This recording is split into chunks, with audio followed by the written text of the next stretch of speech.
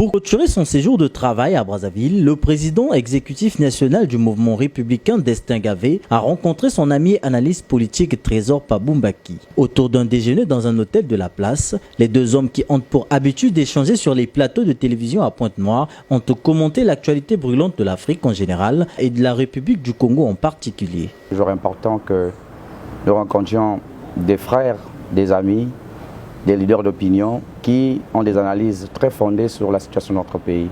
Donc cette rencontre, c'était dans le sens de vouloir consolider encore nos liens et aussi démontrer encore l'unité de la jeunesse. Parce qu'aujourd'hui, les jeunes veulent émerger, les jeunes aspirent aux fonctions de responsabilité, les jeunes veulent être au devant de la scène. Alors nous pensons que seule l'unité de la jeunesse peut faire à ce que les choses avancent et que les choses bougent dans notre pays. Ce petit déjeuner a été truffé d'échanges très fructueux autour desquels nous avons abordé plusieurs questions, notamment des questions d'actualité. La présidentielle de mars 2021 n'a pas été écartée, mais bien au contraire, cette présidentielle a vraiment occupé nos échanges de ce matin. Nous avons abordé notamment les profils des différents candidats, et bien évidemment les potentiels challengers du chef de l'État, qui est un candidat sortant, il faut le rappeler. Mais par contre, en face, on a aussi vu des nouvelles têtes qui sont en train d'émerger. Des nouvelles têtes, Destin Gavé aurait pu être parmi eux, malheureusement recalé par un critère d'âge. Critère que Pabou Mbaki juge un peu trop sévère. La surprise venait du fait qu'il a travaillé le terrain depuis un certain nombre de temps, et après voir une énergie comme ça être recalée pour une question de jour.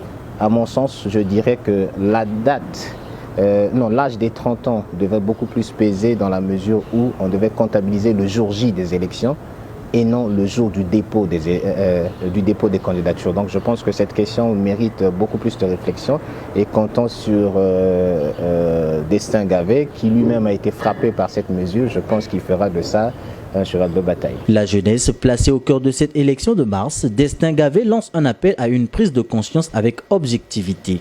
C'est une élection où nous sommes à la croisée des chemins. Tous les principaux candidats ont axé leur programme sur la jeunesse. Même le président sortant a dit que ce sont les jeunes qui l'ont poussé au poteau de corner.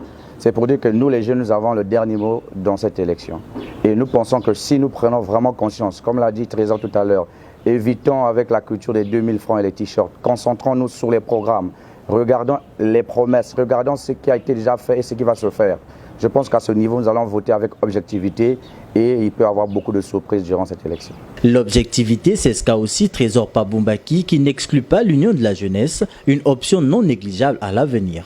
Cela reste toujours d'actualité, d'autant plus que ce soit le discours du MR qui est conduit par Destin Gavé, que ce soit les discours de plusieurs autres forces politiques sur la place congolaise, et même mon discours à moi, nous parlons tous d'une seule vision, c'est-à-dire celle de pouvoir faire décoller le Congo avec un développement durable. Et donc partant sur cette base-là, je pense que si les fondements sont mis en place avec beaucoup plus de garde-fous, pourquoi pas travailler sur une formation politique unique qui glanera toutes les forces de la République qui pensent vraiment qu'il faille faire quelque chose par rapport aux désastres constatés sur le terrain.